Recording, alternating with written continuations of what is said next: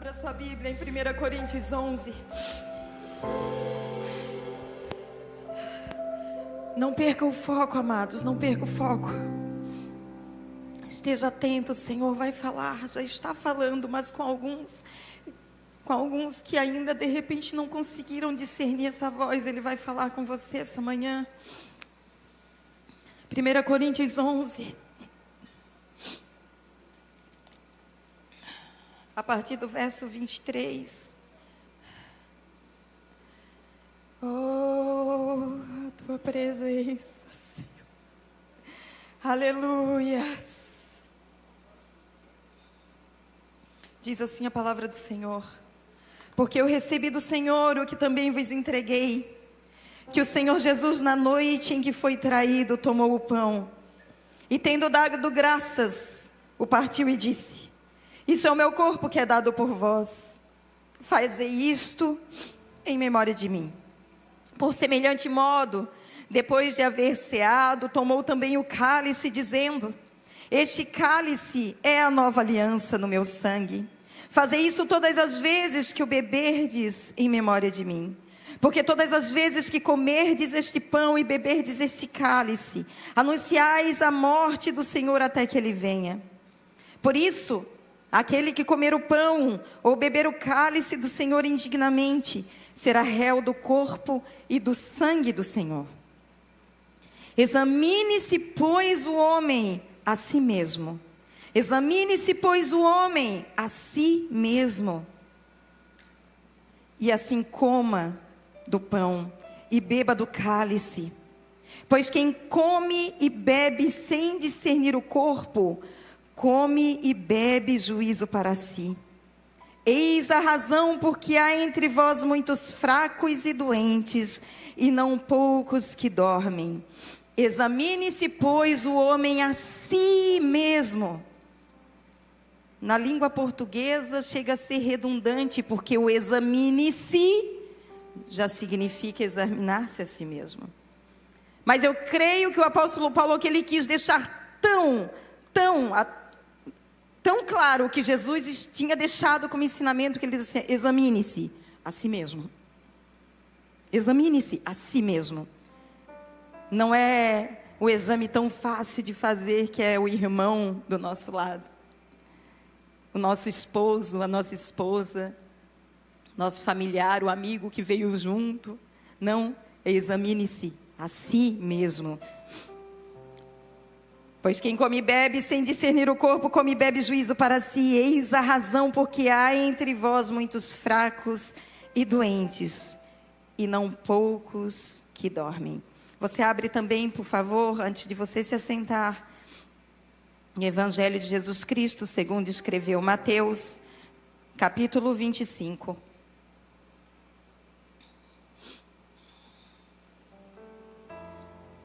Diz assim a palavra do Senhor, Mateus 25. Então o reino dos céus será semelhante a 10 virgens, que tomando as suas lâmpadas saíram a encontrar-se com o noivo. 5 dentre elas eram nécias, e 5 prudentes. As nécias, ao tomarem as suas lâmpadas, não levaram azeite consigo. No entanto, as prudentes, além das lâmpadas, levaram azeite nas vasilhas. E tardando o noivo, foram todas tomadas de sono e adormeceram. Mas à meia-noite ouviu-se um grito: eis o noivo, saí ao seu encontro. Então se levantaram todas aquelas virgens e prepararam as suas lâmpadas. E as nécias disseram às prudentes: dai-nos do vosso azeite, porque as nossas lâmpadas estão se apagando. Mas as prudentes responderam: não, para que não nos falte a nós e a vós outros. Ide antes aos que vendem e comprai-o. E saindo elas para comprar, chegou o noivo, e as que estavam apercebidas entraram com ele para as bodas, e fechou-se a porta. Mais tarde chegaram as virgens nécias, clamando: Senhor, Senhor, abre-nos a porta. Mas ele respondeu: em verdade vos digo que não vos conheço. Vigiai, pois, porque não sabeis o dia e nem a hora. Pai, mais uma vez colocamos, Senhor, as nossas mentes, os nossos corações cativos à Tua presença. Senhor, que todas as vozes nas nossas mentes se calem nesse momento. Que Tu cuides, Senhor, de tudo aquilo que ficou aí externo a esse culto. Tudo aquilo, Senhor, que quase impediu esse irmão e essa irmã de estar na Tua casa essa manhã. Que eles saibam que Tu estás cuidando dessa demanda. Que Tu tens responsabilidade com essa demanda, porque Ele teve responsabilidade contigo. Fala aos nossos corações, ministra as nossas vidas, não sobre aquilo que queremos ouvir, mas aquilo que nós nem sabemos que precisamos ouvir, Pai. No nome de Jesus. Amém. Você pode sentar.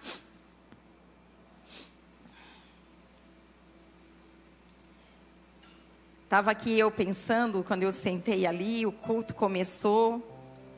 Contagem regressiva começou, eu acho que tirando o pessoal de trabalho sentado aqui, eu acho que a gente tinha umas 15 pessoas. Nem é muito difícil de entender o porquê, né? E muito coerente com a palavra, é interessante, o Senhor me fez pensar, né? Quem aqui acordou hoje, talvez até porque já seja um hábito você levantar cedo, mesmo sendo domingo, mas você acordou hoje e você pensou assim, não, né? Eu bem que mereço ficar mais um pouco descansando. Eu não vou pedir para você levantar a mão, mas eu arrisco dizer que a gente tem uns 80% de pessoas que pensaram assim, e que foi uma luta bem grande, travada, para realmente tomar a decisão de se levantar, tomar o seu banho, trocar a roupa, pegar o seu transporte e vir até a igreja. Isso por quê? Porque tivemos uma noite de sono. E a noite de sono, ela pode ser com qualidade ou sem qualidade, mas noite de sono é noite de sono. O nosso corpo quer descansar e ele quer descansar um pouco mais quando chega pela manhã, mesmo que não seja até dormindo, mas descansando. Creio que não sou só eu que enfrento essa batalha, dia após dia. Queremos um pouco mais, e alguns dias em especial. Mas você rompeu com isso e você veio. E isso é tão coerente com essa palavra, que nós vamos ouvir da parte do Senhor hoje. Quando nós entendemos que mais importante do que o sono é o que eu preciso ter de reserva para poder dormir em paz. Então que você abra o seu coração de verdade, porque o Senhor tem compromisso com pessoas que abriram mão de si mesmas hoje de manhã para estarem na presença dEle. Amém, igreja? Glória a Deus. Lemos aqui 2 textos bem conhecidos. O primeiro que lemos, 1 Coríntios, é o texto áureo desse dia de hoje, que é a celebração da ceia do Senhor, trazendo à memória a morte de Jesus até que Ele venha. É interessante que é até que Ele venha. Quantas ceias que nós vamos ter ainda? Será? Nenhum de nós tem essa resposta. Nenhum de nós tem essa resposta.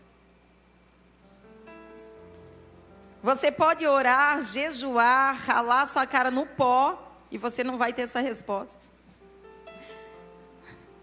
Se você voltar só um pouquinho no texto que nós lemos em Mateus 25, no capítulo 24, o verso 36 diz assim, mas a respeito daquele dia e hora ninguém sabe, nem os anjos dos céus, nem o Filho, senão o Pai.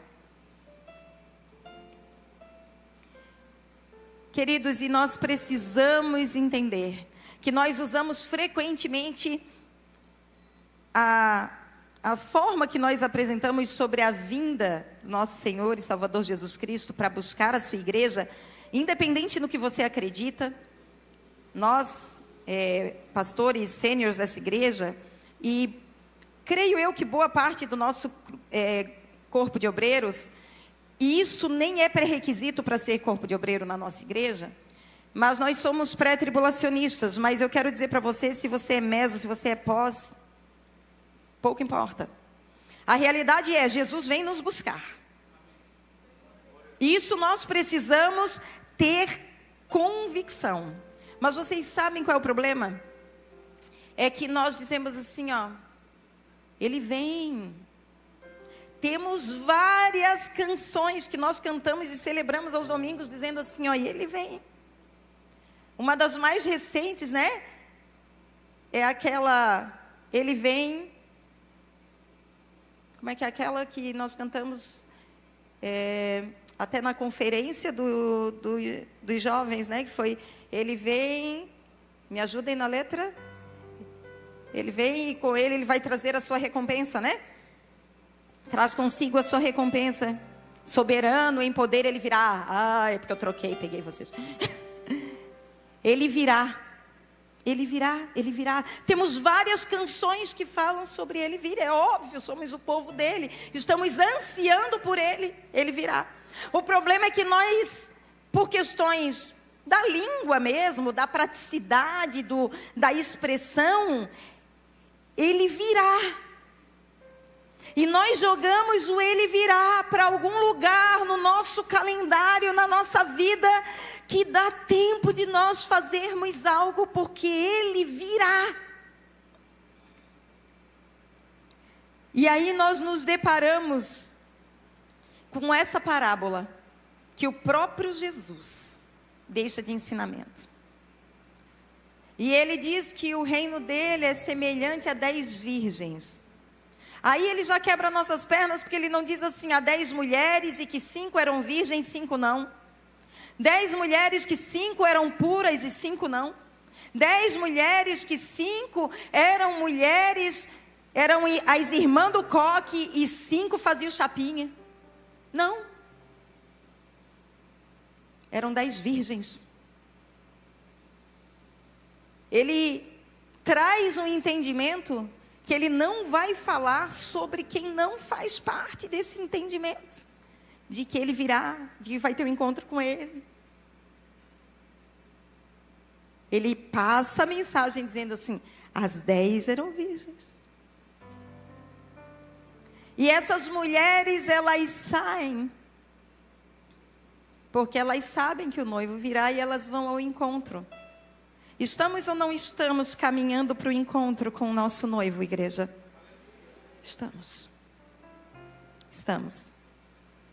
E é interessante, porque tanto na carta de Paulo aos Coríntios, ele fala que por fazerem esse ato de forma indigna,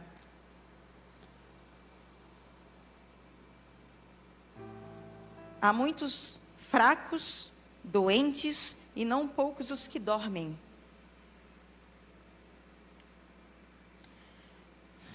E quando nós vamos para a parábola que nós lemos agora das virgens, diz assim, e tardando o noivo, foram todas tomadas de sono e adormeceram. Agora deixa eu lembrar vocês do que a gente acabou de falar. Tardando o noivo. Gente, eu só posso dizer que algo tardou, ou seja, no nosso linguajar mais atual, algo atrasou, né? Um atraso de algo que tinha dia e hora marcada para mim. Tardou o noivo, presume-se que elas tinham em mente que elas sabiam quando isso aconteceria. Aí elas, tardou o noivo, cansamos, dormimos. Quem disse para elas a data? Quem disse o dia? Quem disse a hora? para elas poderem expressar aquilo que o próprio Jesus diz, que o único que sabe é o Pai. Como que tardou? Porque elas, assim como nós, colocamos uma expectativa. E a palavra do Senhor diz que nós podemos e devemos analisar o contexto que estamos vivendo. Hoje em dia podemos usar a palavra globalmente, porque temos acesso a isso, e entendermos que está próximo. Sim, está próximo. Mas esse próximo, eu quero te dizer uma coisa. Já cheguei a falar isso em outras ministrações. Eu fui criada no Evangelho. Nasci em berço cristão. E de pequenininha eu ia para a igreja, criada em Assembleia de Deus, onde irmã do coque tinha para dar e vender. A gente tinha até medo de olhar para elas, a gente passava assim, meio assim, né? Evitava olhar no olho. Medo das revelações e dos revelamentos. A gente nem pecava, irmão, mas a gente tinha medo de revelar alguma coisa que a gente nem sabia que tinha feito, era assim. E eu lembro de pequenininha, irmão, sempre tinha algum momento, e ele era assim, talvez 2 vezes no ano, 3, vinha algum pregador que ele dominava a escatologia bíblica. E era coisa linda, era aquela época de... Como é que era o nome daquelas projeções? Aqueles negócios... Não, pastor, retroprojetor ainda é mais novinho, pastor. Ainda tinha um pouquinho antes. Eram umas coisinhas assim, ó, que ficava encaixadinho. Lembra? Então, é isso aí. E ia trocando, ia botando aquele... Era igual aqueles negativos de foto. Ia colocando na máquina assim e ia colocando. Era daquele jeito. Pareço nova, mas sou velha, né, irmãos? Irmãos, eu lembro que quando ia falar da volta do Senhor Jesus Cristo, havia um temor. O pastor está ali balançando a cabeça, porque também é do meu tempo. Irmãos, tinha um temor tão grande, a coisa era tão tensa, eles ainda botavam assim, eles faziam assim uns negócios assim para causar pânico mesmo. E às vezes tinha assim, saía alguém de teatro, nem era muito teatro, porque a gente nem usava esse nome, porque teatro na época era pecado, irmãos. Então assim, eram pessoas que atuavam. Entrava ou ficava lá nos bastidores, um gritava, aí um tocava a trombeta. Irmãos, eu era criança, aquilo dava um medo, as criançadas chorando na igreja, por causa do medo da trombeta tocando. As crianças querem para ter menos medo, porque não tinham nem pecado. Mas aquilo era assustador. E que bom que era assustador. Que bom, porque hoje perdemos o medo. Aí nós usamos várias formas de dizer que crente não tem que ter medo, crente tem que ter temor. Irmão, é uma linha tão tênue do temor e do medo que a maioria devia ter mesmo era medo. Porque pelo menos auxiliava na hora de pensar em temor. E naquele tempo, irmãos, se alguém me pegasse lá, Keilinha, sentadinha lá no banco, criança, de tudo que eu ouvia dos pregadores, e dissesse assim: vocês sabiam que há uma intenção maligna, vamos botar aqui, seja anos 80, tá? Se um pregador dissesse assim: vocês sabiam que há uma intenção maligna, há um plano tão bem articulado de Satanás, que em 2025, tudo que é pecado vai estar sendo legalizado, vai estar sendo colocado o nome de doença, de crise, de não sei o quê, dando diagnóstico para aquilo que é pecado. Essa semana até foi uma semana que eu fiquei assim chateada com uma situação. Eu vi, vocês devem ter visto, todos nós vimos provavelmente, de um ex-jogador de basquete, se eu não me engano, e que agrediu a companheira na porta de um elevador. Irmão, vocês estão olhando para mim com uma cara de que vocês não viram. Diz para mim que vocês viram. Viro. Ele deu para mais de 60 socos na companheira. Ela ficou desfigurada, o próprio relato dela lá, o depoimento dela teve que ser escrito, porque ela não conseguia falar. E aí o cidadão vai lá, num dos primeiros depoimentos que apresentaram nas redes sociais, dizendo do que ele teria falado, ele vai lá e diz que é porque ele teve uma crise de claustrofobia. Mas eu fiquei com ódio, porque infelizmente, irmãos, eu sou claustrofóbica, eu nasci com esse defeito de fabricação. E eu sei, o que uma coisa tem a ver com a outra? Miserável. Mas porque eles sabem que estamos debaixo de um jugo na sociedade, onde que se tiver um nome, um diagnóstico, o pecado está aceito. E se naquele tempo viessem e dissessem assim, vai chegar nesse tempo, 2025, vai estar desse jeito, vai estar assim, vai estar casamento homossexual, vai estar sexo fora do casamento, vai ser muito mais do que normal, vai se falar que é inclusive necessário. Que estão mexendo os pauzinhos, organizando para que a pedofilia daqui a pouco seja só mais uma forma de amor. Estamos às vésperas disso. Irmão, se falasse naquela época para mim, eu era uma criança, mas se dissesse para os meus pais, com certeza o meu pai, ele teria dito assim, não... Pode até ser que o plano seja esse, mas aí a igreja do Senhor não está mais na terra. A igreja do Senhor já vai ter sido recolhida. Porque nós pressupomos, através daquilo que nós entendemos como limite da nossa fé, nós pressupomos determinadas coisas como pré ou pós-requisito da vinda do Senhor Jesus para nos buscar. E não deve ter sido diferente com essas mulheres, apesar de que era uma parábola, mas o Senhor está trazendo isso como uma realidade realmente que para nós termos isso como bases de algo que aconteceria na prática. Essas mulheres saem ao encontro, nós saímos ao encontro. O problema é que, para uns aqui, estão se preparando para esse encontro, de repente nem terminar esse culto. Alguns estão preparando esse encontro para amanhã. Alguns, quem sabe, para a semana que vem. Outros para daqui a um mês. Outros, às vezes, muito comum na juventude, é dizer assim, não, Jesus não vai fazer isso comigo, não. Eu quero namorar, noivar, casar e ter filho. E depois ele volta e deu. E se você tiver em mente que você quer namorar, noivar, casar, ter filhos, você corre ainda um risco maior.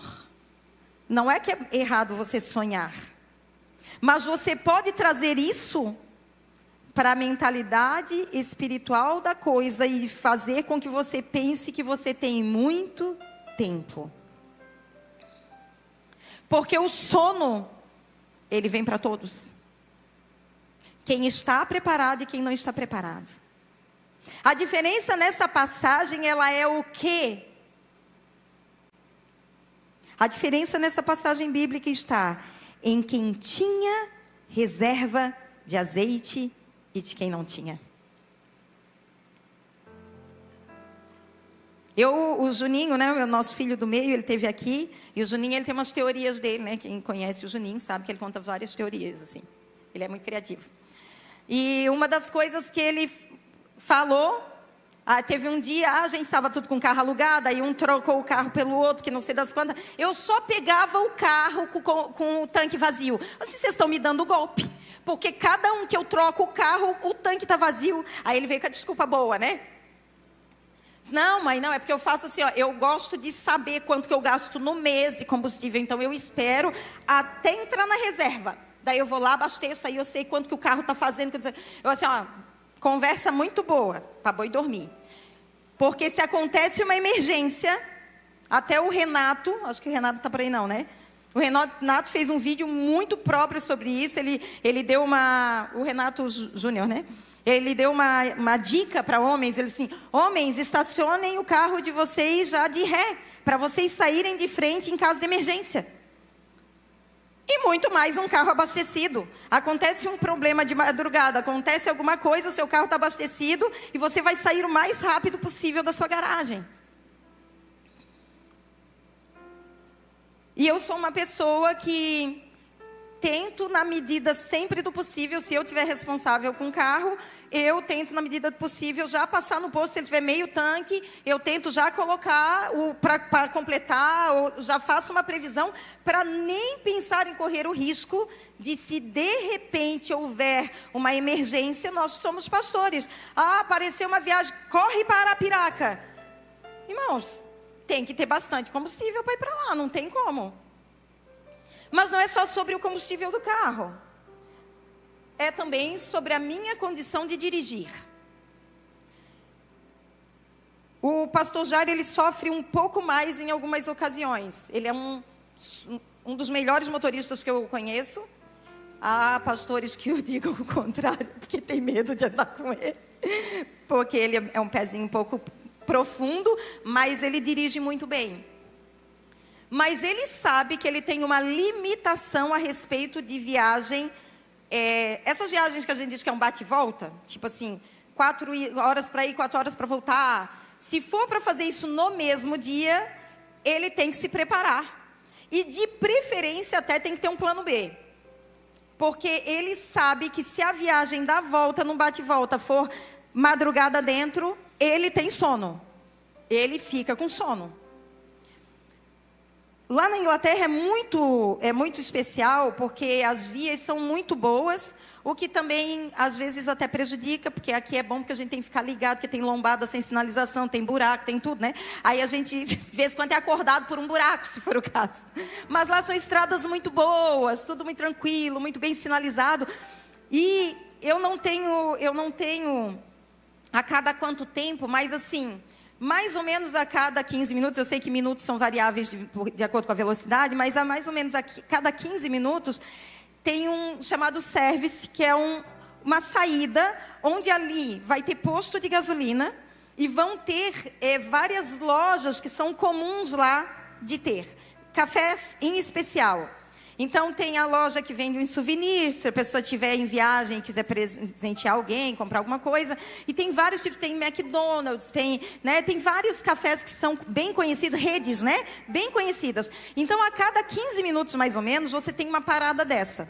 Então, fica mais tranquilo, porque quando vê assim, eu estou chegando no meu limite, você para, você compra um café, você joga uma água no rosto, né? Tem banheiro, tudo bem tranquilo lá, você para um pouco, e é muito seguro, então a gente às vezes até deita no carro, o pastor tira uns 20 minutinhos de sono, e ele está pronto para seguir viagem.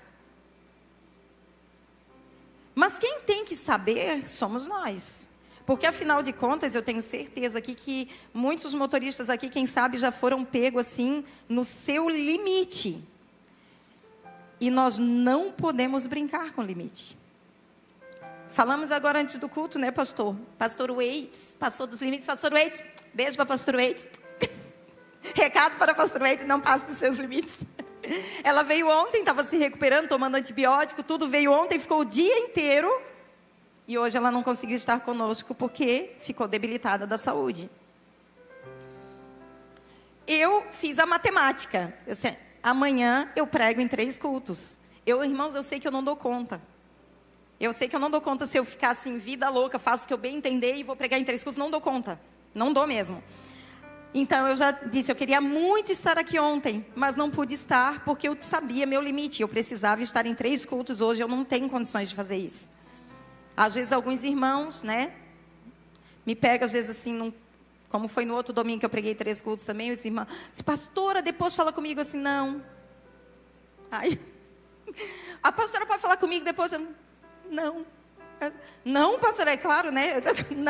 Não, amada, não consigo. Se eu falar com você, eu não prego nos outros cultos. Fica até já um recado, irmão, não vem falar comigo no final desse culto, não. É de verdade, irmãos. Mas sabe o que é isso?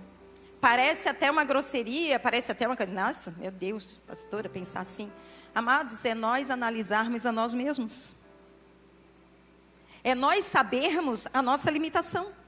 Porque o problema não é nós termos limitação. É o que nós vamos fazer com a limitação que nós temos. Eu tenho uma responsabilidade. Que eu assumi, que se assim o Senhor permitir, não me buscar antes do tempo, ou não vier buscar a igreja, eu preciso estar aqui em mais 2 cultos. Eu tenho uma responsabilidade. E debaixo dessa responsabilidade eu tenho que ter atitudes que me conduzam a poder fazer aquilo pelo qual eu me comprometi a fazer. Então, se eu tenho um compromisso que eu sei que vai me exigir demais, se eu puder dormir um pouco antes, fora do horário, eu vou dormir, para naquele horário eu poder estar acordada. O sono, ele vem para todos. E o sono, no sentido espiritual, ele vem para todos. Você é sapatinho de fogo, você é aleluiado, você é aquele que acorda dando glória a Deus. Você já coloca aquele louvor e já, mulher, você sai varrendo casa e botando menino para a escola, aquela coisa arada toda, naquele gás. Quem sabe você é até aquela pessoa que se você dormir 4 horas por noite para você, parece que foi 10, de tanto que aquilo restaura você. Mais 1 hora você vai sentir sono. Porque o sono vem para todos. Então nós precisamos entender que não é sobre ser pecado ter sono. O problema é que aqui nós tínhamos um grupo de 10 mulheres que pressuporam que dentro do que elas haviam se preparado estava tudo bem, sob controle, e elas colocaram, além de tudo, um prazo para o encontro com o noivo. E aí entra a palavra dizendo, e tardou o noivo. E eu não sei se aqui é pecado falar, mas lá no sul a gente diz assim, ó, e se ferrou. Deu ruim. Colocou uma expectativa e não deu. Esse negócio de tardar para vocês talvez seja até mais fácil, mas para nós no sul a gente quase pira. E eu nessa saga toda de médico, irmãos, eu tenho muito mais tempo de sala de espera do que de exame de consulta. Porque ninguém cumpre o horário. E todo mundo acha normal. Em nome de Jesus, irmãos, não é normal. Não é normal. Uma coisa que é tida como normal aqui, a sua consulta é a partir de 8 horas da manhã. Irmão, não existe a partir de 8? Que hora que é a minha consulta? Mas sabe por que é a partir de 8? Porque quem era o das 8, quem era o das 9, quem era o das 10, não cumpre o horário. Aí eu que cumpro o horário. Irmãos, você não tem noção do quanto sofre a pessoa que é pontual. Irmãos, se eles colocam lá no recadinho assim, sua consulta é a partir das 8. Adivinha que hora que eu chego? 7h20, 7h40, eu estou lá para a consulta.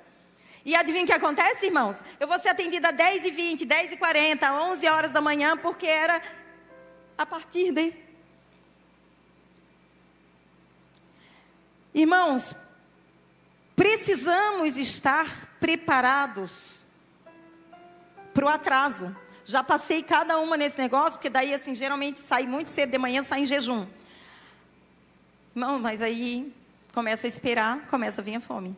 Aí a gente começa a catar dentro da bolsa para ver se tinha alguma coisa dentro da bolsa e não tinha nada dentro da bolsa, né? Uma tristeza. E algumas vezes que eu lembro, já jogo alguma coisa para dentro da bolsa para pelo menos roer alguma coisa para não passar mal. Essas mulheres adormeceram.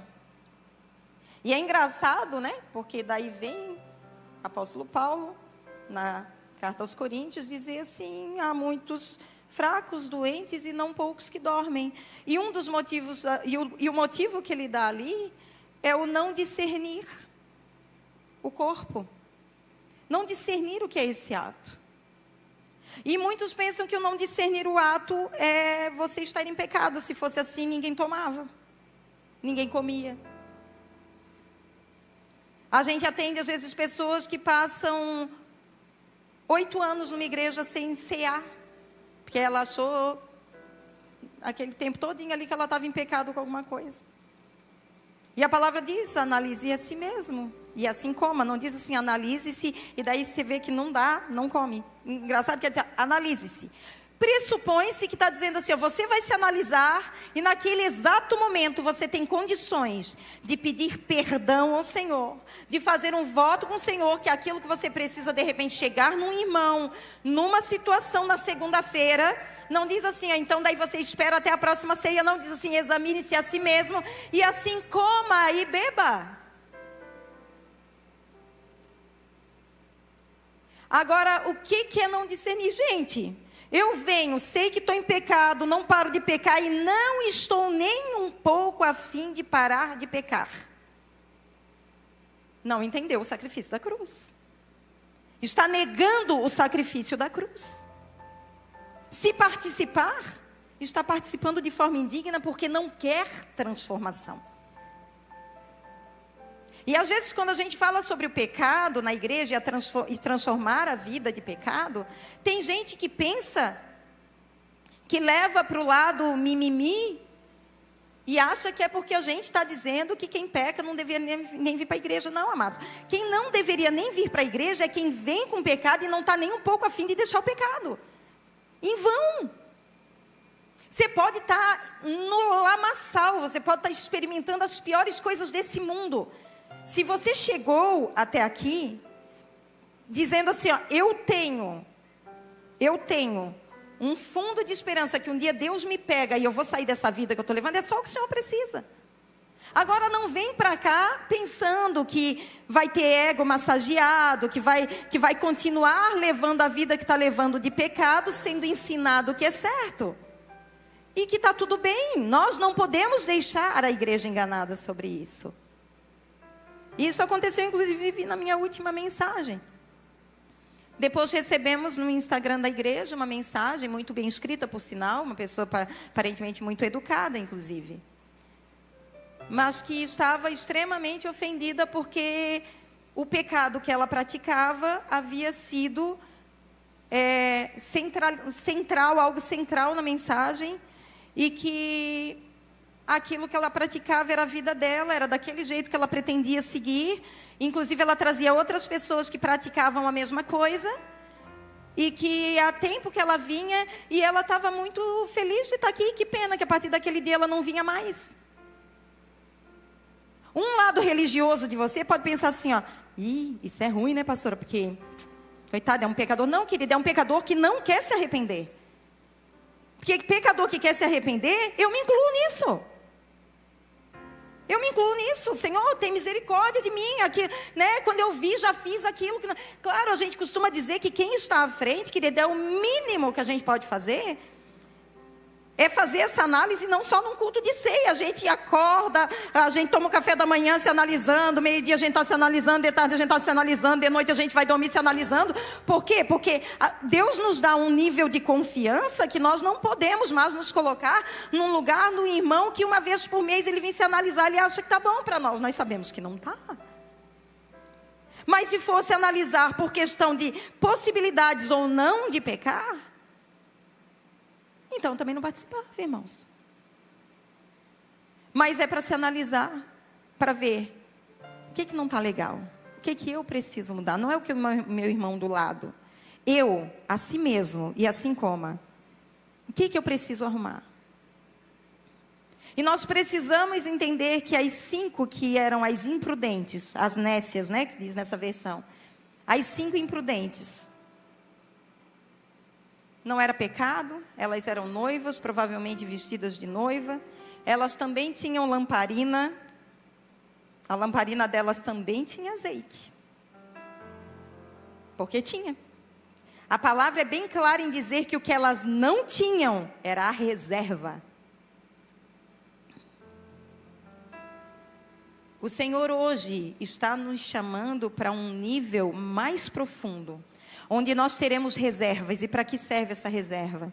Para as emergências. Para o momento onde você diz assim, eu nem esperava, mas o sono veio. Irmãos, e não pense que nós, pastores, que o sono não vem para nós.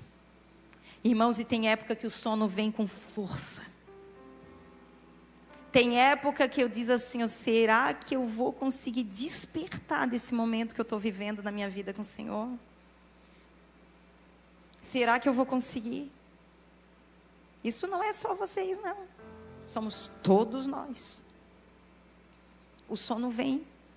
Agora a diferença é, se eu tinha reservas para esse tempo, se o pavio, lá em Êxodo fala dos sacerdotes que ficavam responsáveis, Arão, seus filhos, ficavam responsáveis por manter a luz acesa. O povo, os filhos de Israel, traziam o azeite, que eles mesmos preparavam, e levavam diante do sacerdote, e o sacerdote mantinha a lamparina acesa. E não só a lamparina, ele tinha que cuidar, fazer o aparar ali, do paninho, né, do tecidinho ali, da cordinha que fica na lamparina. Ele tinha que, porque senão dá fumaça, dá cheiro, fumaça preta. Ela tem que estar parada, tem que ter o azeite ali, e tem que ter a reserva. Precisa ter a reserva. Porque no texto diz que à meia-noite, nós sabemos, queridos, a meia-noite é hebreu. A meia-noite, noite mesmo. Vocês podem imaginar naquele tempo sem luz elétrica, noite, de não ver absolutamente nada. Precisava estar com a lamparina acesa. E elas se deram conta que estavam sem o azeite. E queriam pedir emprestado. E não é egoísmo das que tinham, não, queridos. Mas infelizmente, essa reserva, ela não pode ser adquirida pelo pai, pela mãe, pelo irmão. Analise-se a si mesmo. É com você a reserva. Aí diz assim, elas disseram assim, olha, nós não podemos dar parte do que nós temos. Ou seja, elas tinham um tantinho bom. Mas nós não podemos dividir com vocês, porque se nós dividirmos com vocês, pode que falte para nós e para vocês. Aí elas dão uma dica. Vão e comprem. E essa dica diz para mim e para você que há um preço a ser pago. E há um tempo necessário para poder comprar. E o problema é que nós não sabemos quanto tempo que nós temos. Volto a falar, elas acharam que sabiam que tinham algum nível de domínio desse tempo e não tinham. Você não sabe quanto tempo tem. Nessas vias, antes na Menino Marcelo, quando o templo era lá, atualmente aqui na Fernandes Lima, quantos acidentes acontecem aqui por mês? Vou botar por mês, para ser bem exagerado assim. Quantos têm sua vida levada? Saiu de casa, tudo certo. Tudo tranquilo, se despediu do pai, se despediu da mãe. Mais um dia de trabalho, mais um dia de compromissos. E nunca mais voltou para casa. Isso é terrorismo gospel? Não, querido, isso é realidade. Isso é a realidade. Nós não sabemos, nós literalmente não sabemos. Alguns gostam de dizer que isso é para pegar na emoção das pessoas. Não, não é emoção, não, é uma verdade. Quem aqui de nós pode aumentar um dia sequer de vida nosso? Não podemos, não temos esse controle nas nossas mãos. Mas nós levamos a nossa vida, nossa, de certo que eu vou morrer lá pelos 80, 90, 100 anos, né? Tem gente que tem planos assim longos. Que amém, glória a Deus, e que seja, se Jesus Cristo não vier nos buscar até lá. Mas não é só sobreviver, é como você vai viver. E você não tem esse domínio, você precisa ter a reserva. E ela tem um preço, era para ir comprar. Porque lá em Êxodo, os filhos de Israel levavam. Aí adivinha, Jesus vem e ele transforma nós, réis mortais, em sacerdócio real. Né, pastores? Aí ele simplesmente tira a nossa passividade do evangelho e passamos a ser o agente ativo do evangelho. Aquilo que antes alguém podia vir e me oferecer e me sustentar. E é por causa disso que nós, como Maná Church, nós temos um cuidado muito grande de empurrar as pessoas para o seu propósito. Sabe quem que não fica aqui? E por isso que muita gente não fica na Maná? Porque nós não ficamos como pastores com um monte de mamadeiras ao nosso redor assim, esperando todo domingo distribuímos mamadeiras para todos. Chegando de noite, você já tem fome de novo. E você vai ficar só esperando o pastor chamar você para dar mais uma mamadeira.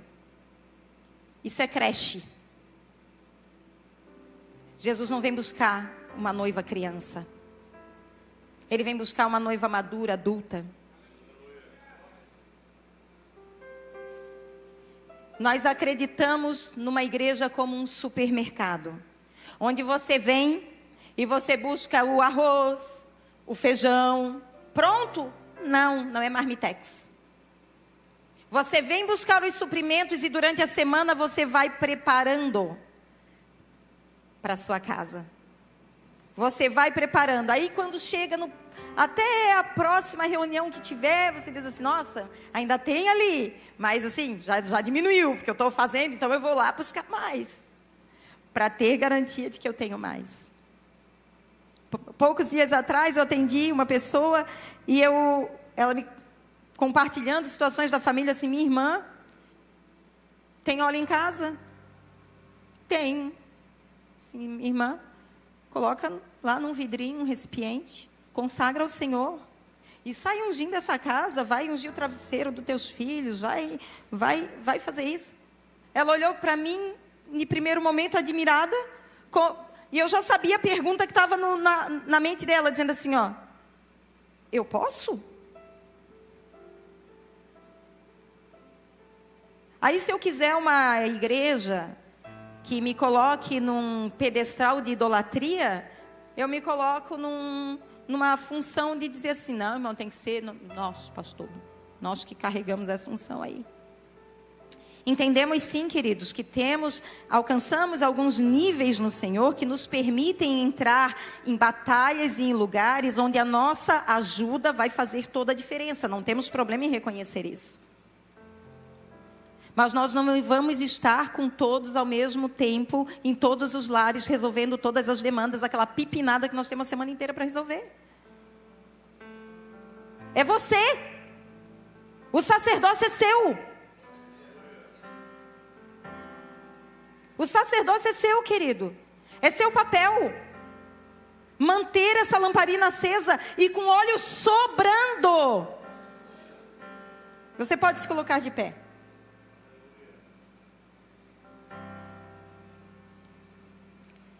Você pode dormir. Adão dormiu porque Deus o fez dormir. E havia um propósito. Era ele não dar opinião. Não, estou brincando.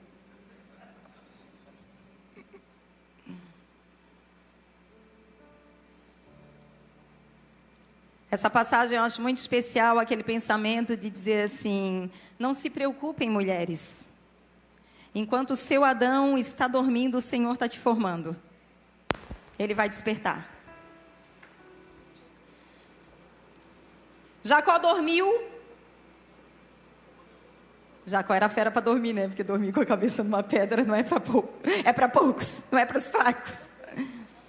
E naquele sono, o Senhor prometeu aquela terra para ele e para as próximas gerações. Elias dormiu porque desistiu. Não aguentava mais a perseguição. Jonas dormiu, fugindo do que o Senhor tinha chamado ele. Pedro dormiu na prisão, porque a confiança dele, ele sabia onde estava. Jesus dormiu em meio à tempestade, porque ele sabia quem estava no controle desde o começo.